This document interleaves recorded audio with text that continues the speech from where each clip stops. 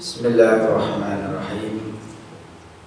Assalamualaikum warahmatullahi wabarakatuh. Alhamdulillah alladzi hadana lihada yufaqihu fid-din. Shadaqallahul adzim wa sadaqa Rasulullah sallallahu alaihi wasallam. Bapak Ibu dan saudara sekalian, jamaah kajian rutin Masjid Khadijah yang dirahmati Allah. Alhamdulillah, kita bersyukur kepada Allah Subhanahu wa taala karena sampai pada siang hari ini setahun baru kita ketemu Pak ya. Dan tahun kemarin tidak ketemu bulan Desember. Sekarang sudah ganti tahun 2025. Sampai hari ini kita masih senantiasa mendapatkan limpahan rahmat dan nikmat dari Allah Subhanahu wa taala, nikmat jasmani dan rohani, dan yang paling tinggi nikmat dari Allah adalah nikmat iman dan Islam yang masih kita pegang kuat, yang masih kita jaga kualitasnya. Mudah-mudahan iman dan Islam kita ini nantinya bisa kita bawa ke hadapan Allah Subhanahu wa taala dan menyelamatkan kita menuju surganya Allah Subhanahu wa taala. Amin. Bapak Ibu yang dirahmati Allah, untuk kali ini saya tidak melanjutkan surat An-Nisa dulu ya, tapi saya ajak panjenengan semua untuk merenungkan fenomena di balik peristiwa yang biasa terjadi di bulan Desember. Mungkin kita pernah merenung atau berpikir atau semacam tadabbur gitu ya, tafakur. Kenapa di bulan Desember itu mesti banyak bencana Pak ya? Ya hitung-hitung sebagai akhir tahun supaya manusia itu berpikir untuk kedepannya gitu loh Pak. Kondisi Desember itu banyak bencana, angin topan, banjir, tanah longsor, dan lain sebagainya ya. Kalau kita menghubungkan ya ini namanya ilmu atau filosofi ya. Di bulan Desember itu di akhir tahun ada perayaan kesyirikan besar-besaran. Yang Natal itu kan kesyirikan. Kan seluruh dunia itu kan. Bahkan menurut data yang sering kita terima itu di dunia ini penduduknya jumlahnya 8 miliar manusia itu. Sementara yang beragama Islam itu enggak sampai 2 miliar. Yang beragama Islam nomor 2 miliar, sing sholat kemungkinan enggak sampai 1 miliar Pak ya. Berarti yang lain itu musyrik semua itu.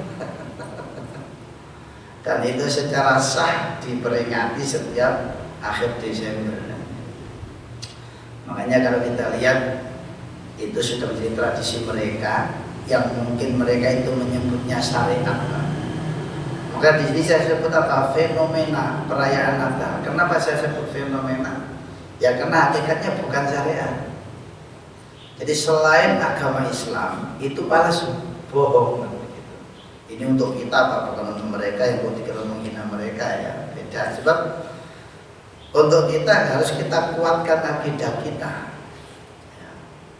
Jadi kita tujuannya membahas ini bukan karena ingin merendahkan mereka, ingin menghina mereka, tapi untuk menguatkan akidah kita supaya kita tahu ilmunya. Sebab biasanya di bulan Desember itu sering muncul pertanyaan, Ustaz, gimana hukumnya makan makanan yang kita diteri oleh orang Kristen pada waktu Natal? Kan termasuk itu kan? Karena mereka hari yoyo kan begitu Bu ya, punya tetangga dikasih itu diteri oleh bahasa kita. Kemudian bagaimana mengucapkan selamat Natal, dan itu pun banyak sekali terjadi kan pertanyaan begitu. Dan bagi kita yang beriman ini harus punya benteng, punya kontrol gitu ya. mana wilayah muamalah yang kita boleh kerjasama, boleh toleransi, dan mana wilayah akidah dan ibadah itu harus bisa kita bedakan. Baik, jemaah rahmat Allah. Saya tadi mengatakan bahwa selain Islam itu memang bukan agama atau disebut agama tapi bohong. Itu Allah sendiri yang menyatakan. Allah sendiri yang menyatakan bahwa selain Islam itu bohong dan tidak diterima oleh Allah. Contohnya di surat Al-Imran, ini malah 2 kali ya. Al-Imran itu surat nomor 3 ya. Allah menyebut 2 kali tentang kebenaran Islam dan selain Islam itu bohong atau tidak diterima. Contohnya pertama di surat Al-Imran ayat 19. Innad dina indallahi al-Islam. Sesungguhnya agama di sisi Allah dalam kurung diridhoi, tapi yang lain tidak diridhoi, kan begitu, adalah al-Islam. Cuma kadang-kadang kita mau balik itu saking semangatnya kalimatnya ditambahin dikit tapi salah, Pak. Sesungguhnya agama yang paling benar. Berarti ono sing bener. Soalnya agama dianggap paling, berarti ono sing bener, sebenarnya nggak perlu paling itu. Yang benar gitu. Di sisi Allah adalah al-Islam. Berarti selain Islam tidak benar. Itu ayat 19. Kemudian di ayat 85. Ayat 85-nya ini. Wa may yabtaghi ghairal islami dinan. Dan barang siapa yang mencari selain Islam. Jadi kalau kita menyebut Islam itu berarti terjemahan bahasa Indonesia. Kalau tulisan aslinya itu al-Islam, ada al-nya. Sebab Islam kalau ditulis Arab tanpa al dengan al-Islam itu maknanya sudah beda. Kalau ada al-nya berarti nama agama al-Islam. Kalau Islam tanpa al itu kalau ditulis Arab tanpa al itu artinya kepasrahan, penyerahan diri kepada Allah. Jika tanpa al, di situ bedanya al dengan tanpa al ya. Contoh ketika kalimat Al-Maidah itu nama surat. Kalau di dalam ayatnya itu tanpa al-maidatan artinya hidangan. Tapi kalau jadi al-maidah berarti nama surat, dan begitu yang maknanya hidangan itu tapi dikasih al menjadi nama surat. Contoh an-nisa, ada nisa, ada an-nisa yang sudah pernah kita bahas itu Pak ya. Jadi kalau nisa itu jenis kelamin. Kalau ditambahi an-nisa, pertama itu nama sebuah surat, yang kedua itu artinya wanita-wanita yang berstatus karena ada al-nya ya. Itu kalau kita belajar tata bahasa begitu ya. Jadi ini. Dan barang siapa yang mencari agama selain Islam, falai yuqbala minhu, maka tidak diterima darinya, dari orang yang dari man ya. Wa huwa fil akhirati minal khasirin, dan dia di akhirat termasuk orang-orang yang rugi.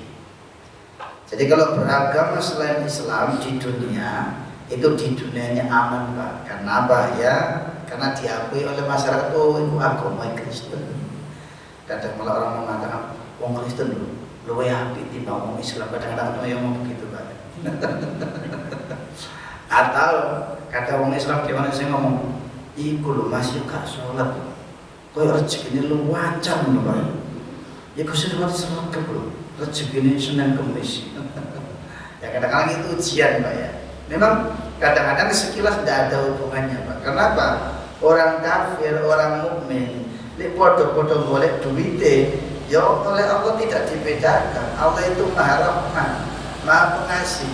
Di urusan dunia itu tidak ada bedanya orang kafir dan orang mukmin itu. Tapi kalau urusan batin, urusan akhirat itu beda. Contoh ayatnya di sini Pak. Tadi saya sebut itu ya. Sebab Nabi Ibrahim pernah berdoa begini, ya Allah, jadikanlah negeri ini negeri yang aman, maksudnya Mekah saat itu. dan berilah rezeki kepada orang yang beriman kepada Allah dan hari akhir. Berilah mereka rezeki buah-buahan. Tapi Allah mengatakan, hai Ibrahim, semuanya saya beri rezeki.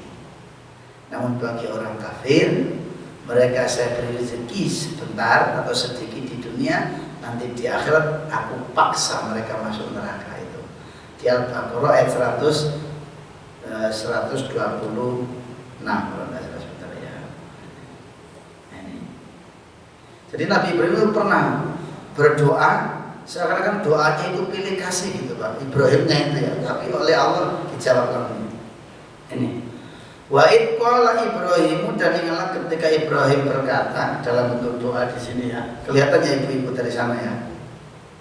Kelihatan bagi yang kelihatan. Ya. Apa isi doanya? Rabbi ja'al, ya Allah Tuhanku, jadikanlah hadza baladan, negeri ini, aminan, negeri yang aman. Warzuq ahlahu, dan berikanlah rezeki ahlahu, penduduknya, minas samarati, dari buah-buahan. Pada waktu itu gersang, gundul, gak ada tanaman. Tapi berikut doanya itu jalan tol ya. Gak ada tumbuh-tumbuhan, tapi jalur buah-buahan. Cerdas itu kan doanya. Makanya kita itu, ya Allah berikanlah kebahagiaan, ya bahagia. Gak perlu ya Allah berikanlah duit sing akeh supaya aku bahagia. Belum tentu duit akeh belum tentu bahagia. Justru malah urusan karo KPK Pak ya. Jadi Allah itu adil gitu ya. Baik. Warzuq ahlahu minas samarat, dan berilah rezeki penduduknya dari buah-buahan. Siapa? Man amana minhum, yaitu siapa saja yang di antara mereka itu beriman billahi, kepada Allah, wal yaumil akhir, dan kepada hari akhir. Jadi kalau Ibrahim kayak orang rezeki wong sing beriman tok ya, sing kafir gak usah gitu karena itu bahasanya. Tapi dijawab oleh Allah di sini, qala, Allah berfirman, wa man kafara, dan barang siapa yang kufur, fa umatti'uhu qalilan, maka aku beri dia kesenangan, qalilan, yang sedikit, sebentar. Maksudnya di dunia itu sebentar. Summa atarhu, kemudian aku paksa dia, ila adabin nar, untuk merasakan adab api neraka. Wa bi'sal masir, dan neraka itu adalah seburuk-buruk tempat kembali.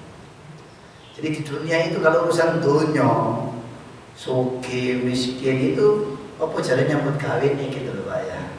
Tapi urusan ketenangan hati, ya ini hubungan kita dengan Allah, doa kita bagaimana gitu loh Pak ya. Jadi sama jangan iri wong iku lho. Mumpung kata kok rezekine akeh omahe nang ndi. Kafir, itu mana kafir Pak? Wong kafir itu tidak ada batasan untuk bisnis. Kalau jadi orang kafir kok miskin, ya rugi. Kok nggak dibatasi, kok nggak ada halal-halal. Itu kalau orang kafir ya. Jadi orang itu nggak dilarang kok, bisnis ini nggak dilarang. Menurut Allah ya. Paling yang melarang mungkin kadang pemerintah nggak boleh ini, itu kan begitu Pak ya. Tapi di hadapan Allah nggak ada larangan untuk orang kafir. Kenapa? Sudah ada stempel kafir, baiknya pun nggak dicatat, jahatnya pun tidak dicatat, karena sudah dosa besar atas kekafirannya. Dan kalau bagi orang Islam juga hampir sama gini maksudnya. Kalau orang itu mengaku Islam, kok nggak sholat, setiapnya nggak sholat, kok dia miskin, rugi. Wong kami nggak sholat kok, yang boleh pesugihan pisan gitu Bapak Manisan gitu ya. Bisnis sembarang saya gitu. Karena apa? Sholatnya sudah diabaikan, dan itu dosa tertinggi kalau mengabaikan sholat itu gitu loh Pak. Tapi mengapa kita kemudian berhati-hati dalam mencari nafkah ya? Karena kita menjaga kualitas sholat kita, menjaga iman kita supaya tidak sampai hilang, tidak sampai rusak dengan hal-hal yang bisa menyebabkan syirik atau macam-macam. Yang memang orang itu kalau bekerja ya karpe itu hasilnya maksimal gitu Pak ya. Sehingga apa? Bagi orang yang imannya itu tidak dijaga ya oleh jalan pintas Pak ya. nak gunung kawi, nak Yoro Kidul gitu ya. Pokoknya cari jalan-jalan yang dilarang lah, karena sudah tidak punya iman dengan sholatnya. Baik, jamaah dirahmati Allah itu ya. Nah, jamaah dirahmati Allah, karena kita ini sebagai orang mukmin, maka apapun kita jaga, termasuk hal-hal yang berhubungan dengan kehidupan kita, hakikatnya semuanya sudah ada dalam Al-Quran. Jadi kita itu jangan sampai susah dengan kondisi kita, Pak ya. Sebab kondisi kita itu sudah ada ketentuan dari Allah. Panjenengan miskin, panjenengan kaya, panjenengan podo-podo nyambut kawin ya. Tapi kok gak podo? Yang kita itu tidak boleh menarget hasil, Pak. Tapi kita wajib menjalani, menyikapi. Itu nilainya di situ. Kalau ini ucapannya Ustaz Adi Hidayat, Pak ya. Jadi yang saya sampaikan itu, kalau Ustaz Adi Hidayat sih ngomong kan beda, Pak ya. Nanti kita dengarkan sebentar ya Ustaz Adi Hidayat ya. Mengatakan bahwa kita ini tinggal menjalani perintah. Kita ini tinggal menjalani perintah, tidak bisa target hasil, Pak ya.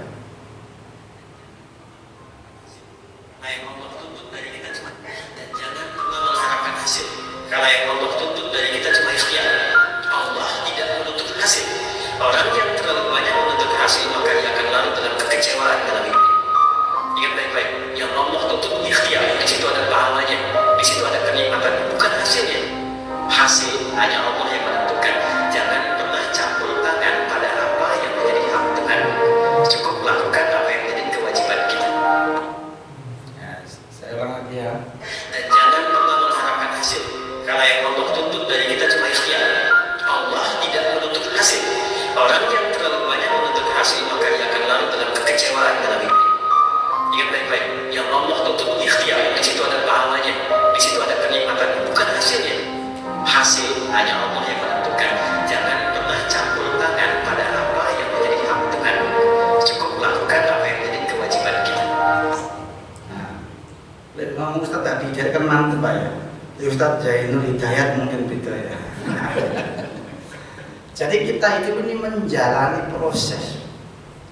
Jangan pernah narjet hasil. Contohnya gampang apa, jangan punya anak loh Bu ya. Kadang ono sing wangil diatur Bu ya.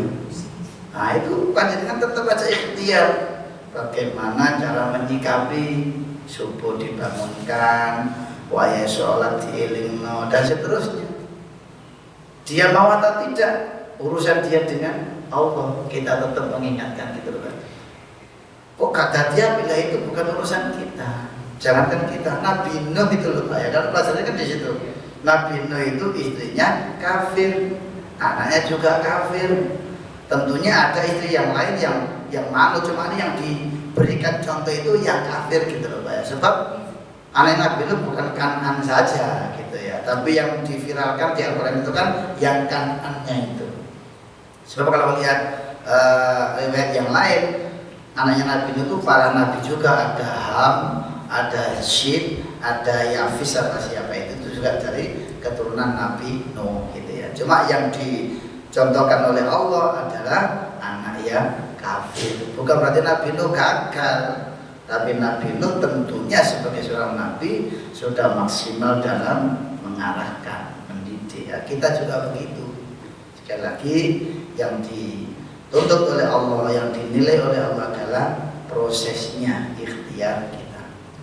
Baik, jamaah yang dirahmati Allah, kembali kepada fenomena ini tadi yang tadi saya sebutkan dalam Al-Quran, bahwa yang mereka lakukan itu hanyalah produk mereka, bukan produk Tuhan.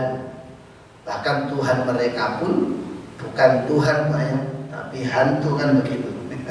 Karena bukan Allah maksudnya ya. Jadi kalau bukan Allah itu bukan Tuhan. La ilaha illallah. Tidak ada Tuhan selain Allah. Jadi yang dipertuhankan selain Allah, hakikatnya Tuhan abal-abal. Ini untuk kita, untuk meyakinkan kita. Nah, tentunya ini pelajaran bagi kita semua. Nah, di situ di perayaan Natal itu ya, ada pada tanggal berapa? Tanggal 25. Kemudian ternyata pada tanggal 31-nya malam tahun baru itu mereka juga hari raya lagi, Pak. Yaitu mungkin mereka merayakan tahun baru Masehi. Karena tahun baru Masehi itu mungkin dianggap oleh mereka adalah tahunnya mereka. Makanya namanya Masehi. Itu Al-Masih, Isa Al-Masih. Tahunnya disebut Masehi. Tapi bagi kita tidak masalah itu, jangan kemudian ojo gawe tahun Masehi, itu kafir kudu, jangan, bukan begitu maksudnya ya. Tapi mereka mengakui itu. Kalau bagi kita Masehi, Komariah sama saja. Sebab itu dua-duanya kita pakai. Contoh, kalau Komariah itu untuk menentukan awal-awal ibadah kita. Contoh, 1 Ramadan. Ramadan kan pakai Komariah. Dzulhijjah, Syawal itu pakai Komariah. Lah sementara proses ibadahnya itu pakai Syamsiah, pakai matahari. Contoh sholat subuh sebelum matahari terbit. Sholat duhur ketika matahari di atas kita condong ke barat sedikit. Asar ketika bayangan suatu benda sama dengan tinggi benda itu masuk waktu asar. Maghrib ketika matahari terbenam, setelah terbenam. Isya yaitu ketika tanda-tanda waktu maghrib itu sudah habis ya. Kalau kita konversikan dengan jam itu biasanya tak titeni Bapak Ibu ya. Isya itu masuk waktunya 1 jam lebih 10 dari waktu maghrib, biasanya begitu kalau ikut jam ya. Nah, jam ini ikut matahari, prosesnya ikut matahari. Baik zaman terhormat Allah. Jadi Komariah maupun Syamsiah itu sama-sama ilmu dari Allah. Bukan berarti kalender yang masa itu orang kafir, bukan. Tapi memang Pak, nama-namanya mulai Januari, Februari sampai Desember itu nama-nama dewa itu Pak ya. Ya karena kita nggak bisa berubah sudah, karena itu sudah proses ratusan tahun yang lalu. Tadi nama-nama itu kalau kita ambil artinya itu rata-rata nama para dewa. Jadi termasuk Pak Juli, Pak Agustus, itu nama-nama dewa itu. Cuma kan orang-orang kan golek gampangnya lahir Juli dijenengi Pak Yuli, Bu Yuliati, Pak Yulianto gitu ya. Lahir Februari Pak Febri, Pak Febri, Bu Febri itu biasanya ya. Lahir bulan Mei jadi Bu Mei Saro gitu ya, Mei. Ya, itu kalau kita lihat artinya itu nama para dewa Pak itu, nama bulan-bulan itu ya. Baik. Tapi kadung gak usah dikoman Bu ya, gak usah ya. Karena kita waktu itu mungkin memberi nama supaya gampang sesuai bulannya gitu ya. Tapi ternyata itu nama-nama para dewa. Ada dewa angin, dewa macam-macam gitu ya. Baik, sama yang terhormat Allah. Yang terjadi di dunia ini atau di alam semesta ini sudah tercantum dalam Al-Quran. Jadi semua yang terjadi di alam semesta ini sudah tercantum dalam Al-Quran. Tergantung kita ini sudah menemukan ayatnya apa belum. Sing melok ngaji kadang gak nemu ayat ya Pak ya. Apa mana sing gak ngaji tambah gak nemu belas ya. Ini ayatnya ya. Sebagaimana firman Allah surat Al-An'am surat nomor 6 ya ayat 38. Wa ma min dabbatin fil ardi. Wa ma min dabbatin fil ardi, dan tidaklah dari makhluk yang melata fil ardi di bumi, wala toirin, dan tidak pula burung, yatiru bijanahaihi, yang terbang dengan 2 sayapnya. Atas imam mimbar dibahas oleh Qurannya, terbang dengan 2 sayapnya. Illa umamun amsalukum, kecuali mereka itu adalah umat-umat seperti kalian. Artinya apa? Sama-sama makhluk Allah, ciptaan Allah.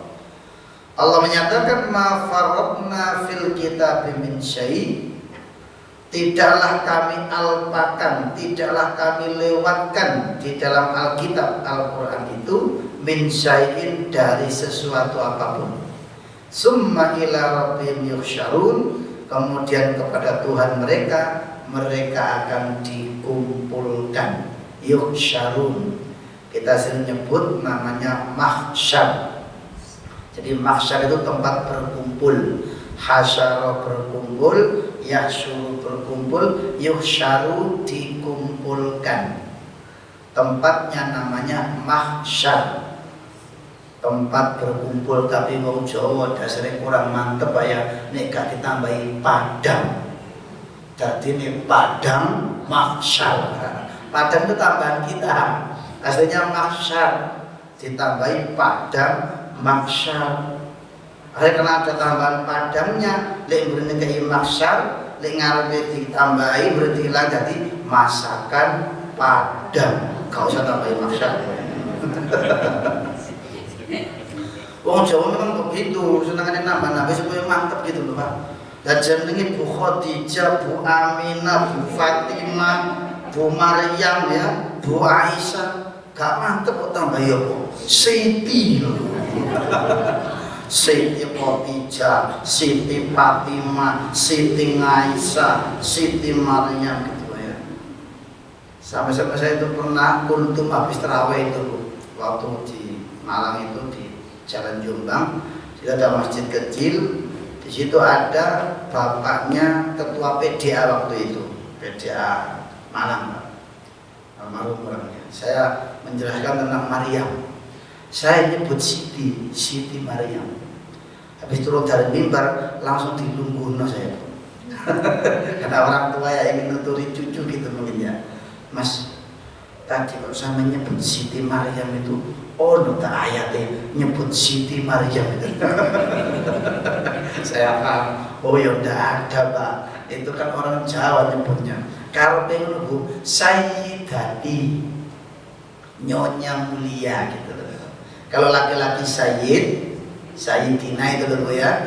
Kalau perempuan Sayyidati. Wong Jawa kesuwen dadi Siti. Disebut ngarepe kalau murine Pak ya.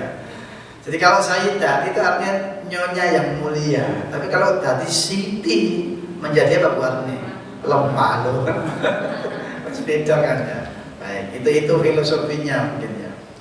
Baik, sama rahmati Allah. Dalam ayat ini ada beberapa pelajaran. Pertama, segala yang ada ini termasuk makhluk, manusia maupun yang lainnya adalah semua itu umat hamba Allah. Dan Allah tidak melewatkan apapun yang ada di alam ini dari Al-Quran. Artinya apa? Di Quran itu semuanya sudah disampaikan. Ibarat orang itu kalau membangun jembatan Pak ya, itu sudah pasti ada gambarnya. Mau buat perumahan sudah pasti ada set plan-nya. Mau buat masjid nggak tahu itu ada gambarnya itu. Begitu pula alam semesta ini. Sebelum Allah menciptakan alam semesta ini sudah ada Al-Qur'annya. Cuma belum berupa tulisan begini ya. Pemahaman kita begitu. Nah, termasuk kejadian alam semesta ini yang ilmuwan menyebut apa itu namanya Big Bang ya. Ledakan hebat gitu ya. Itu terjadi pada 15 miliar tahun yang lalu. Jadi alam semesta ini dulunya itu satu gumpalan tuh, kayak onde-onde gitu. Lalu meledak, itu meledak ya. Jadilah berkeping-keping, jadi matahari, jadi bulan dan seterusnya. Itu saya tunjukkan ayatnya. Ada di surat nomor 21 ayat 30. Itu di teori Big Bang itu ya. Orang ilmuwan menyebutnya Big Bang. Dan Allah sudah menyampaikan hal itu. Jadi ilmu mereka itu istilahnya apa? Yang nemu itu baru gitu ya. Allah sudah menyampaikan 15 abad yang lalu kepada Rasul ini. Awalam yarul ladina kafaru. Tidakkah orang-orang kafir itu melihat dalam arti meneliti macam-macam ya. Ayat 30 ya.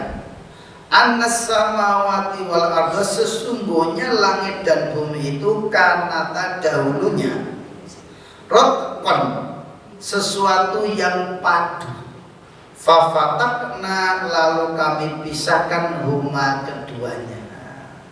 Makanya kan sering menyebut langit dan bumi. Ya antara keduanya itu ada planet, ada macam-macamnya itu ya. Wa ja'alna minal ma'i kulla shay'in hayyin, dan kami jadikan dari air itu segala sesuatu menjadi hidup. Atau makhluk hidup itu butuh air. Afala yu'minun, apakah mereka tidak mau beriman? Jadi ilmu-ilmu yang kebanyakan orang kafir yang menemukan itu ternyata semua sudah ada dalam Al-Quran. Dan itu pun disebutkan oleh Allah. Kenapa kok Allah tidak menyebut tidak ada orang beriman? Jadi ilmu itu kebanyakan didapat oleh orang kafir, bukan orang beriman, Pak. Soalnya orang beriman ono gampang. Ono apa wis anjir iku Gusti Allah kok sing gawe gitu loh, Pak. Jadi enggak ragu-ragu. Ini ayatnya surah nomor 29 ayat 49. Jadi ilmu itu oleh Allah diberikan kepada para ilmuwan, bukan kepada orang-orang yang beriman. Nah, tinggal mereka nanti mau beriman apa tidak lain. Bal huwa ayatun bayyinatun. Sebenarnya atau bahkan dia huwa itu Al-Quran itu ayatun, bukti-bukti, bayyinatun yang jelas, fi suduril ladina utul ilma, di dalam dada orang-orang yang diberi ilmu, para ilmuwan. Jadi sebenarnya yang bisa menafsirkan tentang fisika itu bukan kiai, Pak, tapi ilmuwan fisika yang ngerti ilmu tentang kimia dalam Quran, tentang biologi, ya mereka ilmuwan-ilmuwan itu. Cuma sayangnya kadang-kadang mereka apa disebut oleh Allah, wa ma yajhadu bi ayatina illa dzalimun, dan tidaklah mengingkari ayat-ayat kami kecuali mereka itu orang-orang yang dolim. Jadi banyak orang itu berilmu, tapi karena merasa ilmunya itu lebih tinggi gitu Pak ya, sehingga mengesampingkan masalah keimanan gitu loh. Sehingga apa kalau disampaikan dulu, penemuan itu kan ada dalam Quran loh, itu kan kebetulan saja loh, gak ada yang kebetulan. Termasuk penemu lampu, penemu listrik, itu sudah ada dalam Al-Quran ilmunya itu. Contoh Pak ya, arus listrik zaman Rasulullah itu tidak ada, itu sudah ada dalam Al-Quran. Itu di surat Yasin, surat nomor 36 ayat 36 sama 36. Yasin surat nomor 36 ayatnya 36. Ini ayat tentang listrik ini Pak. Menurut saya ya, monggo di ini diangan Bang. Subhanalladzi khalaqal azwaja kullaha. Maha suci Allah yang telah menciptakan semuanya itu berpasang-pasang. Berpasang-pasangan. Kalau di zaman Rasulullah mungkin dipahami oleh mereka berpasang-pasang itu ono lanang, ono wedok. Ada atas, ada bawah. Ada gelap, ada terang, dan seterusnya yang mereka ketahui saat itu. Tapi setelah zaman modern abad 20-an, apa berpasang-pasang itu? Sel juga berpasang. Listrik ini Pak, lampu ini bisa nyala gara-gara apa? Ada plus, ada minus. Iya kan? Ini ayatnya. Jadi zaman Rasulullah belum ditemukan ini, sehingga apa kalimatnya?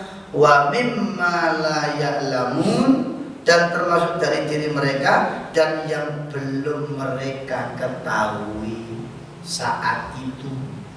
Sehingga Pak Al-Quran itu mukjizat sepanjang zaman. Bisa jadi hari ini belum difahami suatu ayat karena belum ditemukan buktinya. Bisa jadi mungkin 10 tahun lagi, mungkin 20 tahun lagi, dan seterusnya. Jadi jangan gampang-gampang ketika ada firman lu iki ono di Quran gak ono ini. Lho wis kata ping piro iso ngarani ngomong di Quran gak ono. Kalau pun belum ada, bisa jadi memang belum ditemukan ilmunya. Saya tanya panjenengan, mobil itu bahasa Arabnya apa? Sayyaratun kan ya, mobil itu. Itu ternyata kalimat sayyaratun sudah ada dalam Al-Quran. Cuma karena zaman dulu belum ada mobil, sayyaratun diartikan rombongan. Tapi kenyataannya sekarang sayyaratun itu artinya mobil. Ini sayyaratun. Dan kita sendiri loh. Sayyaratun. Wajaat sayyaratun.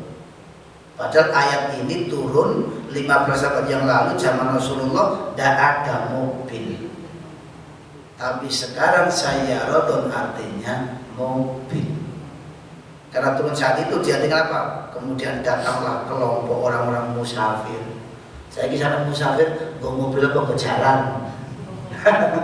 Ya kan ya? Nah, itu sayyaratun.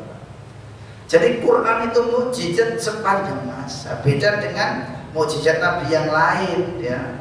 Tongkatnya Musa berlaku saat itu di waktu yang terbatas dan bagi orang yang melihat.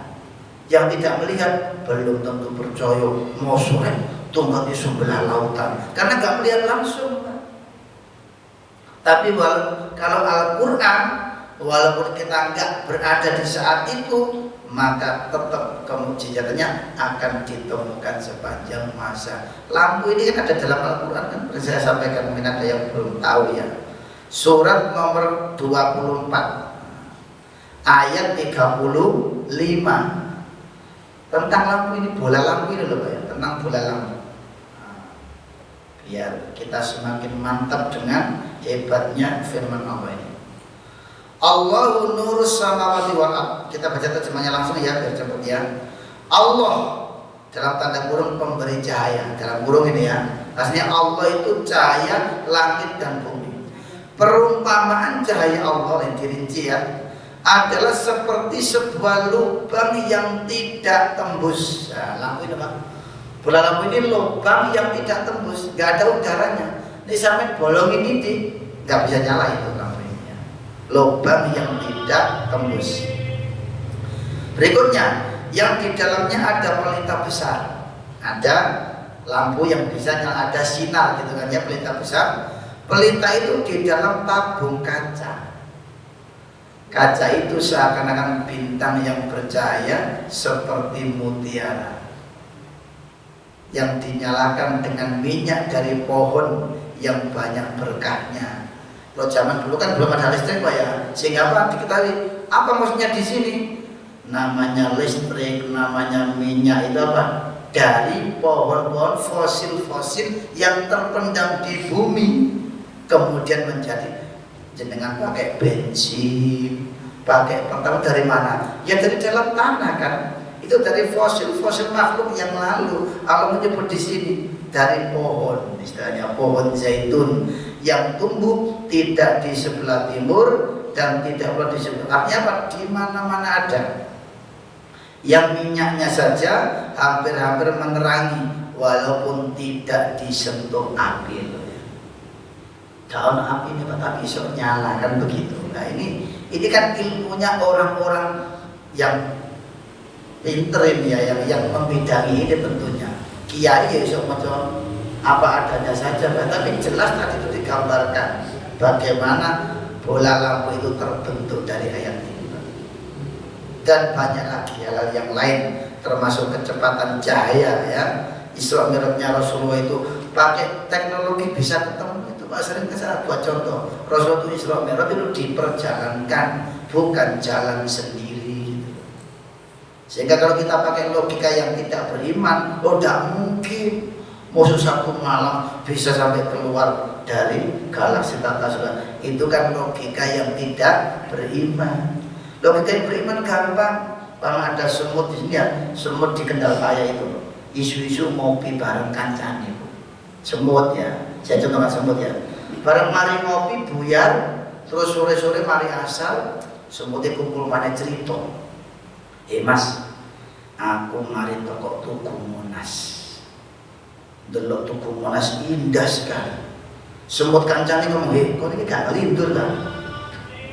Aku ngomong ini nak Monas itu lho, pirang tahun kan begitu lho. Saya ngomong melaku itu lho sopo.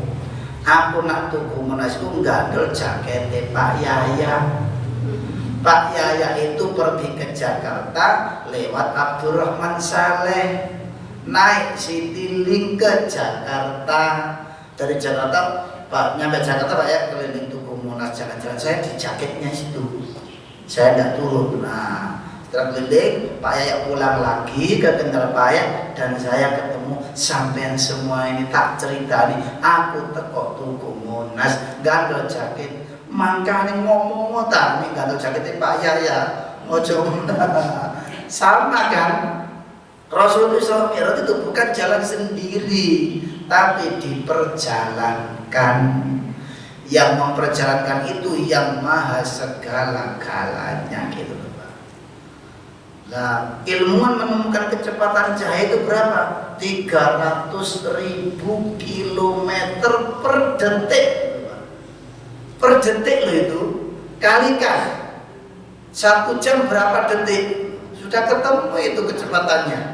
Kalau itu pakai kecepatan cahaya, sementara Allah bisa lagi mengalih lipat gandakan itu. Jadi hal yang gaib itu sudah semuanya ketemu oleh teknologi yang canggih, termasuk CCTV itu sudah ada dalam Al-Quran. Artinya apa? Semua panca indera kita itu merekam. Mata kita melihat plus merekam, tangan kita berbuat plus merekam, kaki kita kemana-mana jalan juga merekam. Nanti semuanya akan lapor kepada Allah. Manusia menemukan namanya CCTV. CCTV itu tergantung listrik. Aslinya apa? Ada malaikat yang mengawasi kita. Kalau itu dari segi akidah, kita diawasi oleh malaikat, dicatat oleh malaikat. Tapi secara ilmu, fisik kita, panca indera kita merekam apa saja yang kita lakukan. Baik teman-teman, hubungannya adalah apa hubungannya dengan 25 yang diperingati sebagai hari Natal itu? Kalau kita lari kepada Al-Quran, maka 25 itu ada namanya surat Al-Furqan. Nah, Al-Furqan itu maknanya apa? Orang sering nyebut pembeda. Kalau saya lebih suka nyebut pemisah. Bukan sekedar pembeda, tapi pemisah. Al-Quran itu disebut Al-Furqan sebagai pemisah. Pemisah antara yang hak dan yang batil, pemisah antara kebenaran dan kesesatan, dan seterusnya itu. Sebab kalau orang itu bisa membedakan, belum tentu bisa memisahkan Pak. Contoh ya, contoh gampang, koruptor. Itu akhirnya mereka bisa membedakan, Bu, iki weku, iki dudu weku. Tapi kok podo-podo legine, podo-podo manisnya dijukuk kabeh Pak. Jadi nggak bisa memisahkan. Hawa nafsunya tertarik gitu loh Pak. Sama dengan orang lain juga begitu. Bisa membedakan, tapi belum tentu bisa memisahkan. Orang Islam itu tahu kalau wajib sholat, wajib puasa, wajib berakhlak beribadah kepada Allah. Tapi dalam kehidupannya, karena masih dikuasai oleh hawa nafsu, sehingga tidak bisa memisahkan. Sing haram, sing halal dicampur kabeh kan begitu. Ngaku Islam tapi tidak sholat, padahal dia tahu gitu loh Pak. Tapi tidak bisa memisahkan dalam kehidupannya antara yang hak dan yang batil. Ternyata di soal Al-Furqan ini para jamaah sekalian berbicara tuntas, menginformasikan kepada kita tentang bahaya kesyirikan dan kesyirikan yang mereka lakukan. Sebenarnya sudah dijelaskan oleh Allah secara tegas ya. Jadi Al-Quran itu tegas, bukan keras Pak. Sebab kadang-kadang apa? Hukum itu tegas dimaknai keras Pak. Sing keras itu sing nyampe no Pak. Kadang-kadang mbek muring-muring barang saya ya. Contoh di ayat pertama, Tabarakalladzi nazzalal furqan ala abdihi. Maha suci Allah, tabarak, jadi diawali Allah itu maha suci. Maksudnya apa? Maksudnya tidak butuh siapapun, melakukan apa saja itu sendiri, tidak tergantung kepada siapapun. Nazzalal furqana yang menurunkan Al-Quran sebagai furqan, sebagai pemisah antara petunjuk dan kesesatan. ala abdi kepada hambanya Nabi Muhammad, liyakuna lil alamina nadhira, agar Al-Quran itu menjadi nadhira, pengingat, peringatan bagi alam semesta. Alam semesta itu maksudnya khususnya manusia. Secara umum yang lain itu wa ma arsalnaka illa rahmatan lil alamin. Sebab apa? Alam semesta ini juga sudah disebut oleh Al-Quran. Semuanya itu dikelola oleh Allah lewat tangan manusia. Dan itu butuh Al-Quran untuk mengelola alam ini, Pak. Makanya karena banyak orang yang tidak beriman tapi ilmunya tinggi, apa artinya? Ilmunya untuk membuat senjata, lalu untuk mendolimi orang lain. Kita lihat, Pak, apa akibatnya kedoliman Amerika terhadap Israel, terhadap Palestina, Pak? Oleh Allah dibakar, Pak, rong dinontek, Pak. Mohon maaf ya, sekedar informasi biar kita sama-sama tahu. Jadi Amerika itu dibikin neraka oleh Allah langsung. Sebelum 2 hari sebelumnya presidennya mengatakan akan menciptakan neraka di Gaza, ya. Lalu oleh Allah langsung dijawab kontan. Walaupun mungkin ada yang nggak boleh musuh menunggu jauh tuh, ya oposisi. Kalau kita beriman ya segala sesuatu itu Allah sudah mengukur kan begitu. Kita dengarkan. Nah, sebentar suaranya ya. Suaranya di sini.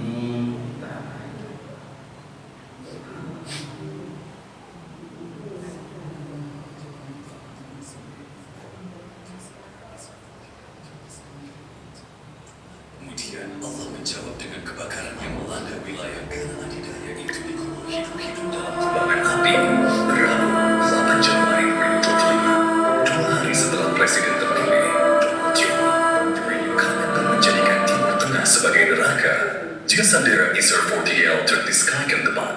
2 hari kemudian, Allah menjawab dengan kebakaran yang melanda wilayah Malibu. Terus ke Los Angeles dengan kecepatan angin 90 mil jam. Tidak ada yang mampu memadamkan api yang berkobar. Mulai helikopter, pesawat, mobil damkar, semuanya tak berdaya. Tidak kurang ribuan rumah hancur lebur, mobil dan barang mewah. Bahkan Hollywood pun tak luput dari si jago merah. Semuanya habis tak tersisa. Dalam 2 hari saja, 75% kawasan itu hancur lebur. Kerugian diperkirakan mencapai 50 miliar US dolar. Just lebih berjaya ketimbang bantuan militer yang dikirim AS bagi East Fort Rigel untuk menghancurkan Gaza. Lebih dari 100.000 orang terpaksa meninggalkan rumah mereka.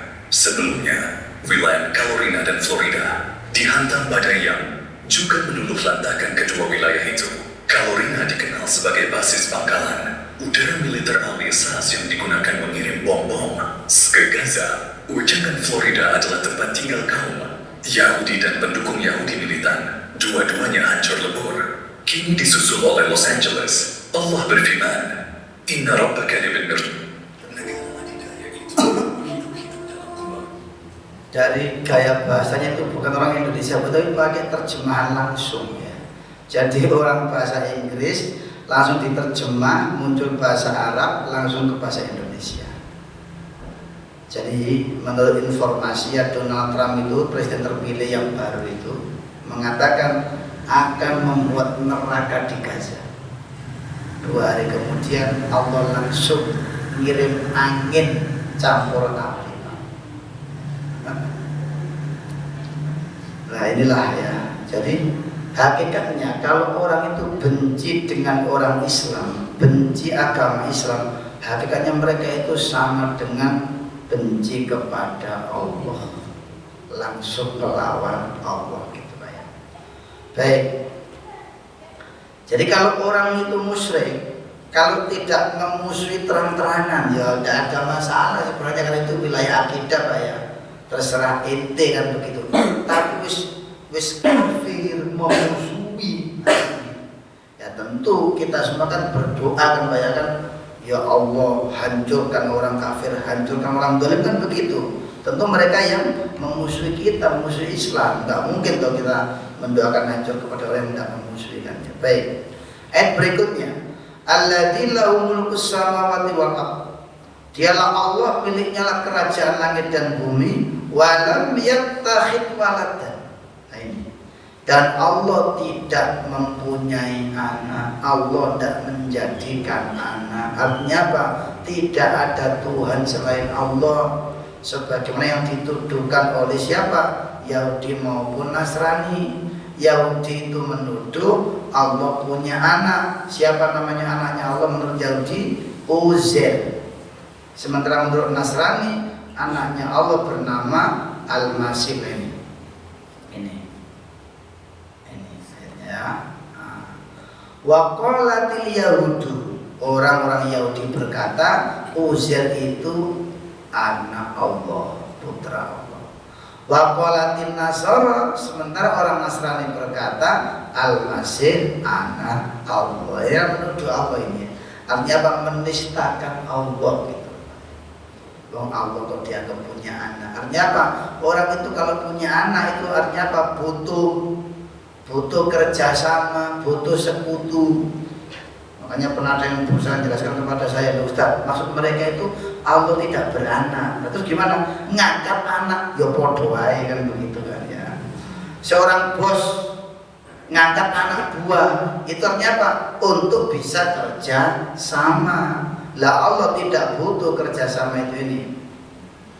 Walam yakul lahu syarikun, dan Allah itu tidak punya serikat. Artinya apa? Enggak butuh kerjasama. Kalau kita sangat tergantung serikat itu. Gawe masjid saja harus kerja sama. Gak usah jauh-jauh dari masjid. Panjenengan pakai kudung itu loh, butuh kerjasama. Petani kapas loh. Dari kapas dibawa ke pabrik benang. Dari benang dibawa ke pabrik kain, dari kain dibawa ke tukang jahit, baru sampai bisa pakai kudung. Lo ngono kok sering ngomong gak butuh wong. Itu memang sifatnya makhluk kerjasama ya. Fil mulki, di dalam mengatur kerajaannya. Wa khalaqa kulla syai'in, dan Allah menciptakan segala sesuatu itu. Faqaddarahu, lalu Allah menentukan takdiran ukurannya. Kadar itu ukuran. Jadi semua ciptaan Allah itu terukur, Pak. Tidak ada yang salah, sesuai ukuran. Termasuk hujan itu ya. Hujan. Jadi orang Jawa ngomong udan, itu akhirnya itu hudan, Pak. Hudan petunjuk. Wong Jawa ngomong hudan angel, tadi ini udan. Terus itu bahasa Arab, Pak. Darosa, ya derusu, tadarus, menderus itu loh ya, itu udan terus tadarus. Di Surabaya ada namanya desa Sidoresmo. Wong arani Deresmo loh. Menderes itu tadarus, belajar. Kayak gini tadarus ini namanya, Pak. Deres Al-Quran, udan deres lumayan. Itu bahasa orang Jawa kan kadang-kadang ada hubungannya dengan kalimat-kalimat itu ya. Hujan itu pun ada ukurannya, Pak. Jadi nggak pernah Allah mengatakan aku beri kalian hujan supaya banjir. Nggak ada yang begitu. Lalu ketika hujan itu mesti banjir, itu kesalahan manusia. Karena dalamnya air dibuntu, sehingga akhirnya mencari jalannya sendiri, melebu pawon, melebu omah ya, melebu parkiran, karena jalannya air dibuntu. Ini saya tunjukkan ayatnya bahwa Allah itu menurunkan hujan sesuai ukurannya, sesuai kebutuhan makhluknya di bumi ini. Surat nomor 43 ayat 11 ini, Bapak Ibu. Nah, ini. Walladzi nazzala minas sama'i ma'an biqadar. Walladzi, dan Allah nazzala yang menurunkan minas sama'i dari langit ma'an air biqadarin dengan kadarnya, sesuai ukurannya. Ini menurut kadar yang diperlukan. Jadi tidak ada kemudian banjir itu ayatnya begitu, tidak ada. Tapi kesalahan kita apa mana yang gawe perumahan, Pak ya, jenenge wabah danau Pusu, jalan danau Pusu, jalan danau Maninjau, jalan Danau Toba, ujungnya danau-danau. Ya pas udah tadi danau teman. Itu kalau orang meledek begitu. Lalu perumahan itu kayak jadinya danau ya. Danau Sungai Musi gitu ya. Jadi sungai teman kalau hujannya, ya itu guyon saja Pak ya. Jadi semuanya itu terukur. Tidak mungkin kan Allah itu mendolimi hambanya dengan alamnya, tidak mungkin gitu loh.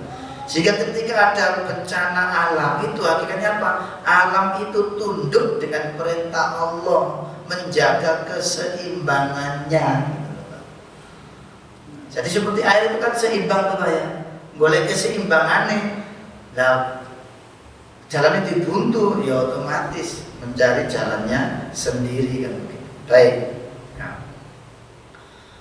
Lah apa yang terjadi para jamaah sekalian di bulan Desember tanggal 25 itu, wattakhadhu min dunihi alihah, dan mereka manusia banyak yang menjadikan Tuhan-Tuhan selain Allah sebagai sesembahan. Alihah itu jamak dari ilahun, satu Tuhan, alihatun, banyak Tuhan. Padahal Tuhan-Tuhan yang mereka sembah itu apa? La yakhluquna syai'an. Mereka tidak bisa menciptakan sesuatu. Wa hum yukhlaqun, justru mereka itu adalah makhluk yang diciptakan. Wala yamlikuna li anfusihim darar, dan mereka Tuhan selain Allah itu tidak mampu melindungi dirinya dari bahaya. Wala naf'an, dan tidak pula bisa memberi manfaat. Contoh Bapak Ibu ya, kalau Tuhan selain Allah disembah ya. Contoh kalau panjenengan ibu-ibu dulu kan suka melihat film India Bu ya.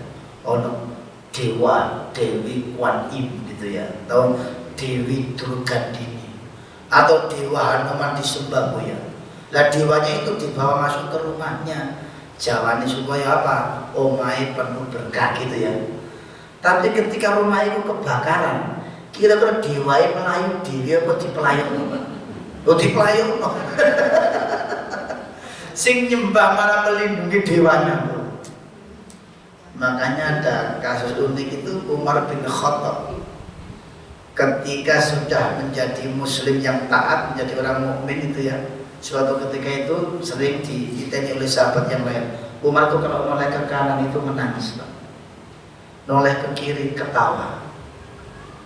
Sahabatnya tanya, "Hei Umar, kadang-kadang aku melihat kamu ini kok lucu, kenapa? Noleh ke kanan menangis, noleh ke kiri ketawa.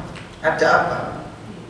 "Iya wahai sahabatku, saya ketika menoleh ke kanan menangis karena saya ingat betapa bodohnya saya waktu masih jahiliyah itu, saya mengubur anak saya perempuan hidup-hidup.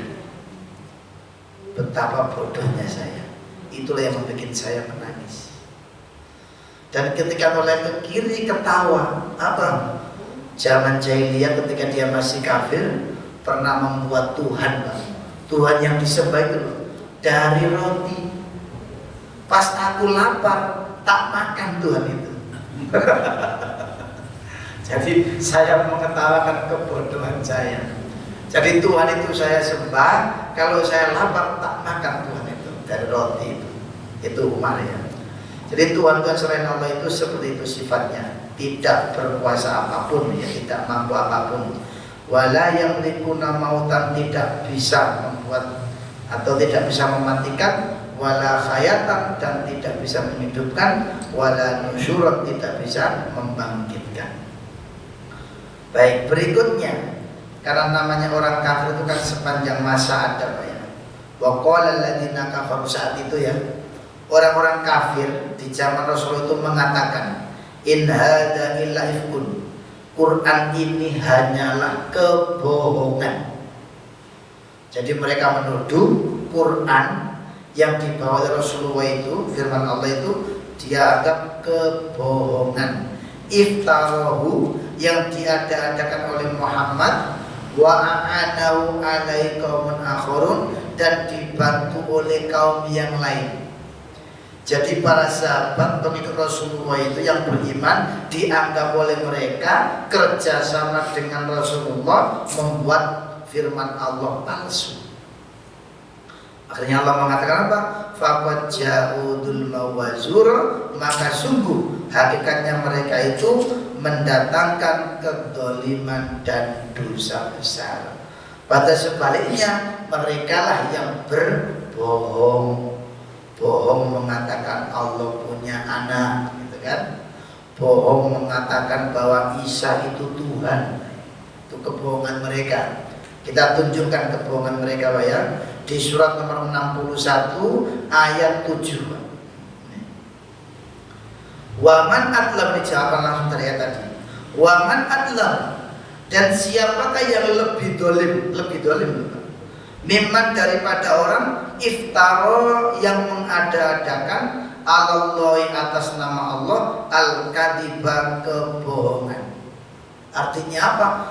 Itu dolim yang tertinggi. Tidak ada yang lebih kedoliman itu apa? Membuat kebohongan atas nama Allah. Wa huwa yud'a ilal Islam, padahal dia itu sudah diajak menuju atau menerima agama al-Islam, tapi tidak mau karena kegengsiannya, karena merasa sudah paling benar. Wallahu la yahdil qaumadz dzalimin, dan Allah tidak akan memberi hidayah kepada orang yang dolim. Yang dolim di sini diarahkan kepada mereka di surah Al-Fatihah ya, ghairil maghdubi alaihim waladdallin.